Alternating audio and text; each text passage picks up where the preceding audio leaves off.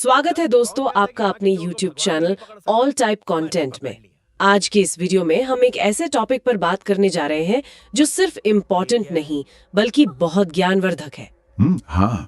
इस वीडियो को ध्यान से देखना क्योंकि इस वीडियो के साथ जानकारी और गहरी होती जाएगी। बिल्कुल, और आज की चर्चा वाकई बहुत तीखी होने वाली है दोस्तों। आज हम इस चर्चा में भारत के राज्यों, वहाँ के मुख्यमंत्रियों और उनकी संवैधानिक स्थिति पर एक विश्लेषण करने वाले हैं।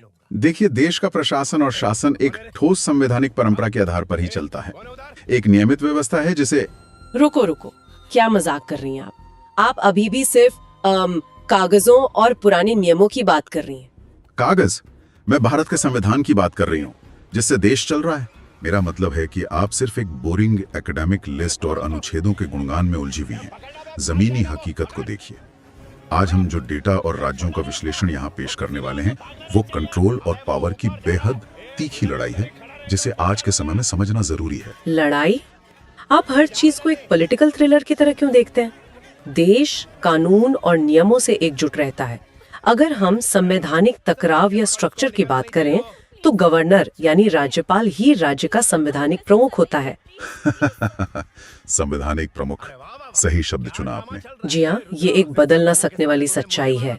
पुरानी परंपराओं और कानून के मुताबिक राज्यपाल की नियुक्ति सीधे राष्ट्रपति द्वारा होती है। वो केंद्र सरकार का प्रतिनिधि होता है, एक कंट्रोल मैकेनिज्म ताकि कोई राज्य अपने दायरे से बाहर न जाए। पर क्या आप... एक मिनट, मुझे पूरी बात करने दीजिए। संविधान का आर्टिकल 163 साफ कहता है कि राज्यपाल को सलाह देने के लिए एक मंत्रिपरिषद होगी। और ध्यान दीजिए, आर्टिकल 164 के तहत मुख्यमंत्री की नियुक्ति राज्यपाल द्वारा ही होती है। तो क्या हुआ? नियुक्ति राज्यपाल करता है। बस इस एक लाइन को पकड़कर मत बैठिए। आप टेक्निकलिटीज में इतना घुस गई हैं कि वास्तविक पावर नहीं देख पा रही। मुख्यमंत्री जनता द्वारा चुना गया प्रतिनिधि है। वो राज्य का वास्तविक कार्यकारी प्रमुख यानी रियल एग्जीक्यूटिव हेड होता है। लेकिन नियुक्ति तो... राज्यपाल तो सिर्फ एक रस्म पूरी कर रहे हैं, एक रबर स्टैम्प की तरह। और आप अनुच्छेद गिना रही है ना, तो अनुच्छेद 167 को भी ठीक से पढ़ लीजिए। मैंने पढ़ा है वो। तो आपको पता होगा कि आर्टिकल 167 कहता है कि प्रशासनिक निर्णयों की जानकारी राज्यपाल को देना मुख्यमंत्री का काम है। ध्यान दीजिए, सिर्फ जानकारी देना। निर्णय तो सीएम पहले ले चुका है। पावर मुख्यमंत्री के ही पास है। गवर्नर बस एक पोस्ट बॉक्स की तरह रिपोर्ट रिसीव कर रहे हैं। ये कैसा तर्क है? आप नियमों को अपनी तरह से मोड़ नहीं सकते। एक पोस्ट बॉक्स देश का संवैधानिक प्रमुख नहीं होता। जमीनी सच्चाई यही है। जमीनी सच्चाई कानून से बनती है। मुख्यमंत्री बनने के लिए योग्यता भी उसी संविधान ने तय की है। भारत का नागरिक होना अनिवार्य है। न्यूनतम आयु 25 वर्ष होनी चाहिए। और सबसे बड़ी बात, व्यक्ति को राज्य विधानसभा यानी एमएलए का सदस्य होना चाहिए। अगर नहीं है तो 6 महीने में चुनाव जीतना पड़ता है। वो सब तो ठीक है, पर ये कड़े नियम इसलिए बनाए गए हैं ताकि कोई भी अनुभवीन व्यक्ति अचानक से सिस्टम में ना आ जाए। एक डिसिप्लिन सिस्टम है और उसकी रिस्पेक्ट करनी पड़ेगी आपको। सिस्टम है, मैं मानता हूँ, पर उस सिस्टम की स्टीयरिंग व्हील किसके हाथ में है आजकल? सीएम के? चलिए, अगर आपको लगता है कि नियम इतने ही ताकतवर हैं, तो पावर्स की बात करते हैं। राज्य की दिशा तय कौन कर रहा है? कार्यकारी शक्तियों के तहत सीएम सरकार का गठन करता है, मंत्रियों को विभाग यानी पोर्टफोलियोज का आवंटन करता है और ब्यूरोक्रेसी पर उसका नियंत्रण होता है। एग्जैक्टली। पर विधायी एजेंडा और प्रमुख बिल पेश करने की इतनी बड़ी शक्ति एक व्यक्ति के पास होना मुझे थोड़ा चिंतित करता है। बैलेंस ऑफ पावर जरूरी है। गवर्नर का वहाँ होना अनिवार्य है ताकि आईएएस ऑफिसर्स और मंत्रियों के बीच चेक्स एंड बैलेंसेस बने रहें। रुकिए, इसको देखिए। आप अभी भी बिल पेश करने और ब्यूरोक्रेसी के फाइल्स में अटकी हुई हैं। आपको वाकई लगता है कि आईएएस के फाइल साइन करने में असली पावर है? तो और कहाँ है? असली शक्ति पैसे में है। The money trail. वित्तीय शक्तियां देखिए जो पूरे सिस्टम का इंजन है। एक मुख्यमंत्री राज्य के बजट और संसाधन आवंटन में सबसे प्रमुख भूमिका निभाता है। बजट गवर्नर की मंजूरी से ही आता है। पूरा नीति निर्माण और जन कल्याण योजनाएं सीएम के इशारे पर एलोकेट होती हैं। केंद्र राज्य संबंधों में सीएम ही ताकतवर है ताकि ज्यादा फंड ला सके। जिसके पास खजाना है वही असली बॉस है। गवर्नर का चेक एंड बैलेंस वहाँ काम नहीं आता। पैसा ही सब कुछ नहीं होता। चलिए, इन थोड़ा थ्योरेटिकल बातों से निकलकर 2026 की आधुनिक स्थिति पर आते हैं। उत्तर भारत से शुरुआत करते हैं, जहाँ स्थिरता और परंपरा का बेहतरीन उदाहरण है।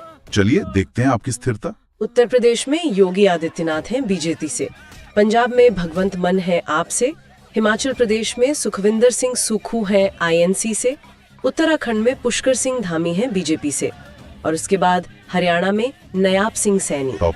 हरियाणा पे रुकिए जरा, यही तो मैं आपको कब से समझाने की कोशिश कर रहा हूँ। मैं सिर्फ लिस्ट बता रही थी। आप पुरानी पॉलिटिक्स और पार्टी नामों की बात कर रही हैं, मैं आने वाले कल की बात कर रहा हूँ। हरियाणा के नयाब सिंह सैनी की सरकार का 2026 का बजट देखा है आपने? हाँ, आंकड़े पढ़े हैं मैंने। 2.23 लाख करोड़ रुपए। और उसमें सबसे बड़ा गेम चेंजर क्या है? वहाँ एक एआई मिशन चल रहा है जिसमें 1 लाख युवाओं को आर्टिफिशियल इंटेलिजेंस की ट्रेनिंग दी जा रही है। 1 लाख युवा। ये एक अच्छी योजना है, पर इसका पावर से क्या लेना देना? ये कोई छोटी योजना नहीं है, ये फ्यूचर का गवर्नेंस है। जब एक राज्य अपनी तकनीकी और आर्थिक ताकत इतनी बढ़ा लेगा तो केंद्र पर उसकी निर्भरता कम हो जाएगी। टेक्नोलॉजी से राज्य इंडिपेंडेंट हो रहा है। आपके कागजी नियम इस स्पीड को मैच कर पाएंगे क्या? एआई और नई टेक्नोलॉजी से विकास होता है, पर देश परंपराओं और कानून से चलता है, टेक स्टार्टअप से नहीं। ये आपका पुराना विचार है। आगे बढ़ते हैं पश्चिम और मध्य भारत की तरफ। यहाँ भी हमें स्थिरता मिलती है। गुजरात में भूपेंद्र भाई पटेल बीजेपी से, मध्य प्रदेश में मोहन यादव बीजेपी से, छत्तीसगढ़ में विष्णुदेव साय बीजेपी से, महाराष्ट्र में देवेंद्र फडणवीस बीजेपी से, और राजस्थान में भजन लाल शर्मा भी बीजेपी से। फिर से वही हाजिरी लगाने वाली आदत। आपने भजन लाल शर्मा का नाम तो पढ़ दिया, पर वहाँ की जमीनी हलचल देखी है? वहाँ भी सब संविधान के दायरे में चल रहा है। राजस्थान के सीएम ने चूरू में गौरव सेनानी समारोह में भाग लिया था हाल ही में, और वहाँ जिला खेल स्टेडियम का नाम लेफ्टिनेंट जनरल सगत सिंह राठौर के नाम पर रखा गया। ये तो बस एक नामकरण समारोह था, इसमें पावर प्ले कहाँ से आ गया? ध्यान से सोचिए इसको। ये सिर्फ नामकरण नहीं है, ये सेना के सम्मान और क्षेत्रीय गर्व का सीधा पॉलिटिकल प्रोजेक्शन है। जब सीएम लोकल इमोशंस और हीरोज को सीधा सिस्टम से जोड़ता है तो वो अपना ऐसा जनाधार बनाता है जिसे दिल्ली में बैठा कोई गवर्नर हिला नहीं सकता। जनता के जज्बात को अपनी ताकत बनाना इसको कहते हैं। जनता के जज्बात का सम्मान करना तो अच्छी बात है, लेकिन अगर आपको टकराव और इंडिपेंडेंटली पावर प्ले देखना ही है तो पूर्वी भारत देखिए, वहाँ संविधान का मजाक ज्यादा बनता है। अच्छा जी। बिहार में नीतीश कुमार जेडीयू से, झारखंड में हेमंत सोरेन जेएमएम से, पश्चिम बंगाल में ममता बनर्जी एआईटीसी से। ये राज्य अक्सर केंद्र और राज्यपाल के साथ सीधे टकराव में रहते हैं। यही साबित करता है कि स्ट्रिक्ट संवैधानिक ढांचे की कितनी जरूरत है। और उड़ीसा में मोहन चरण मांझी बीजेपी से। रुकिए, बंगाल और बिहार के पुराने टकराव से बाहर निकलिए और इस नए डेटा को देखिए। उड़ीसा में मोहन चरण मांझी की सरकार ने सुभद्रा योजना शुरू की है। उसका स्केल पता है आपको? मैंने खबरों में सुना था, महिलाओं के लिए 1.12 करोड़ महिला लाभार्थी, यानी 1,12,00,000 महिलाएं सीधा आर्थिक लाभ उठा रही हैं। और उससे भी खतरनाक आंकड़ा सुनिए। खतरनाक क्यों? क्योंकि इस योजना के बाद 25.52% महिलाओं ने अपना नया व्यवसाय शुरू किया है। 25% से ज्यादा। ये डेटा आपके संवैधानिक टकराव वाले आर्ग्यूमेंट को ध्वस्त कर देता है। 1.12 करोड़ महिलाएं और 25% नए बिजनेस। मैं मानती हूँ ये आंकड़ा वास्तव में बड़ा है, लेकिन क्या? जब सीएम आधी आबादी को इकोनॉमिकली इंडिपेंडेंट बना रहा है तो वो अपने आप सबसे पावरफुल बन जाता है। लेकिन आप भूल रहे हैं कि ये योजनाएं हवा में नहीं बनती। इनका फंड स्टेट बजट से आता है, जिसे गवर्नर की मंजूरी और विधानसभा में पेश करना अनिवार्य है। कानून तो कानून है। कानून तब तक है जब तक मैंडेट है। चलिए दक्षिण भारत की तरफ चलते हैं। यहाँ का पॉलिटिकल लैंडस्केप अलग है। कर्नाटका में सिद्धारमैया आईएनसी से, केरला में पिनराई विजयन सीपीआईएम से, तमिलनाडु में एमके स्टालिन डीएमके से, आंध्र प्रदेश में एन चंद्रबाबू नायडू टीडीपी से, और तेलंगाना में रेवंत रेड्डी आईएनसी से। हाँ, यहाँ असली पॉलिटिकल डाइवर्सिटी मिलती है। पर यही वो जगह है जहाँ गवर्नर सबसे ज्यादा महत्वपूर्ण हो जाता है। क्षेत्रीय पार्टियां और विपक्ष का दबदबा है। अगर राज्यपाल ना हो तो ये राज्य केंद्र के बनाए कानून को लागू ही ना करे। टकराव तो होगा ही ना। और इस टकराव में बुरा क्या है?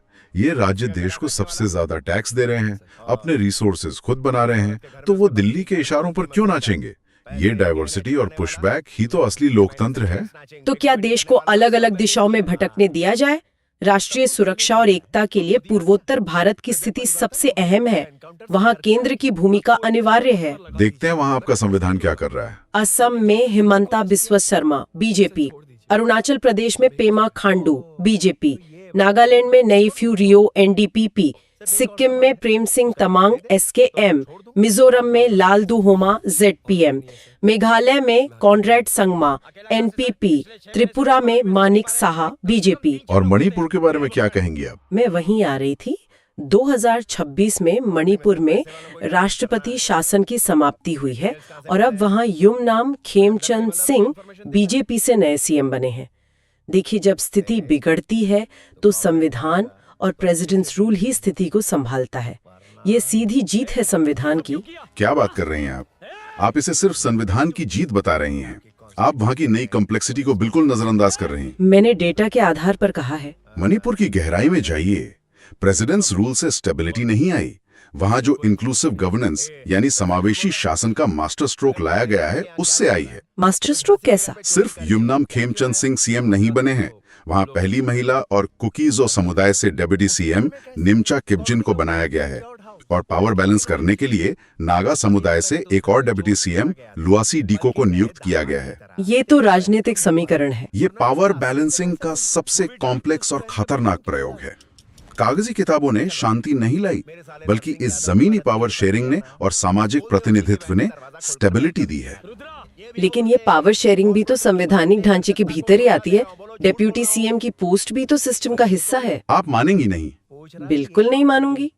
और अगर आप पावर प्ले को इतना ही सुपीरियर मानते हैं तो हम केंद्र शासित प्रदेशों यानी यूनियन टेरिटरीज का मामला देखते हैं। यहाँ तो आपको हार माननी पड़ेगी। मुझे पता था आप यूटीज का कार्ड जरूर खेलेंगी, क्योंकि वहाँ केंद्र और संवैधानिक नियम सबसे ऊपर है। यूटीज में एलटी गवर्नर्स यानी उपराज्यपाल और प्रशासक होते हैं जो सीधे केंद्र के होते हैं। और सीएम वाले यूटीज की हालत क्या है? ये देश का सबसे मेसी और कॉम्प्लेक्स टकराव है। दिल्ली में सीएम रेखा गुप्ता हैं ऐप से और एलजी तरनजीत सिंह संधू हैं। हर रोज एक नया ड्रामा होता है फाइल्स और पावर को लेकर। ड्रामा नहीं, वो अकाउंटेबिलिटी है। जम्मू और कश्मीर में सीएम उमर अब्दुल्ला हैं जेकेएनसी से और एलजी मनोज सिन्हा हैं।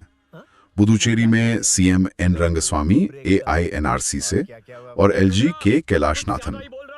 इन तीनों जगहों पर चुने हुए सीएम और केंद्र के एलजी आमने सामने रहते हैं।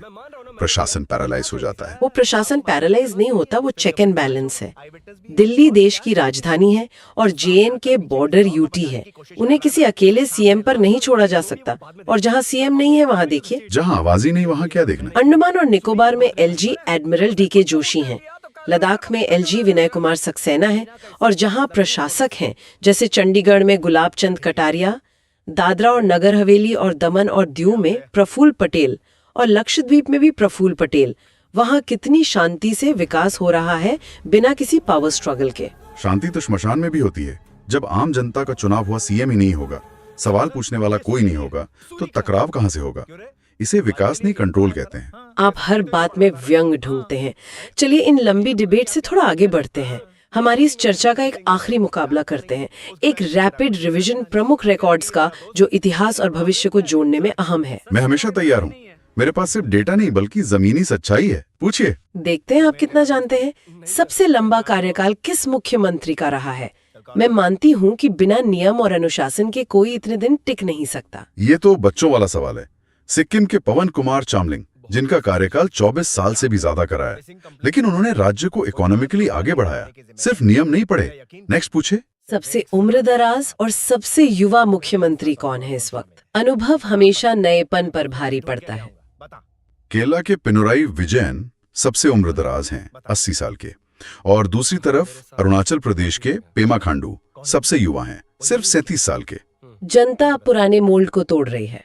ठीक है, थोड़ा और इतिहास में चलते हैं। स्वतंत्र भारत के पहले मुख्यमंत्री पंजाब 1947 में कौन थे? और उत्तर प्रदेश के पहले मुख्यमंत्री। इन्होंने ही नियम बनाए थे जिन पर आज आप और मैं बहस कर रहे हैं। पंजाब 1947 में गोपी चंद भार्गवा थे और यूपी के पहले सीएम गोविंद बल्लभ पंत थे। लेकिन आप एक सबसे रेवोल्यूशनरी रिकॉर्ड भूल रहे हैं अपने नियमों के चक्कर में। कौन सा रिकॉर्ड? भारत की पहली महिला मुख्यमंत्री कौन थी? सुचेता कृपलानी। उन्होंने उस वक्त के परंपरागत और मेल डोमिनेटेड सिस्टम को तोड़ा था। हिस्ट्री सिर्फ रूल्स की नहीं, बैरियर्स तोड़ने की है। मैं पूरी तरह मानती हूँ कि सामाजिक बदलाव आना चाहिए और नए फैक्ट्स अहम है, लेकिन बहस के अंत में राज्यों का कल्याण एक स्थिर संवैधानिक व्यवस्था के तहत ही संभव है। सीएम और गवर्नर दोनों को अपने संवैधानिक दायरे में रहना चाहिए। पर दोस्तों, इस चर्चा के अंत में मैं बस एक चुभने वाला सवाल छोड़ना चाहता हूँ। आप नियम करती रहिए, लेकिन अगर राज्य जैसे हरियाणा अपने एआई मिशन के साथ टेक ड्रिवन हो रहा है और ओडिशा आर्थिक रूप से 25% नई महिला एंटरप्रेन्योर्स पैदा कर रहा है, हाँ तो अगर राज्य आर्थिक और तकनीकी रूप से आने वाले समय में केंद्र से भी ज्यादा इंडिपेंडेंट और ताकतवर हो गए, तो क्या आने वाले दशक में सीएम और गवर्नर का ये पुराना कागजी बैलेंस टिक पाएगा, या हम एक बिल्कुल नए पॉलिटिकल स्ट्रक्चर की तरफ बढ़ रहे हैं जिसे आपकी पुरानी किताबें समझ नहीं पाएंगी? ये वाकई एक भयावह और परेशान करने वाली सोच है, या शायद जैसा आपने कहा, एक नए युग की आहट है। इस संवैधानिक टकराव का भविष्य क्या होगा, इस पर हमें और गहराई से विचार करना होगा। बिल्कुल करना होगा। यदि हमारे द्वारा दी गई जानकारी पसंद आई हो तो हमारे चैनल को जरूर सब्सक्राइब करें। Thank you.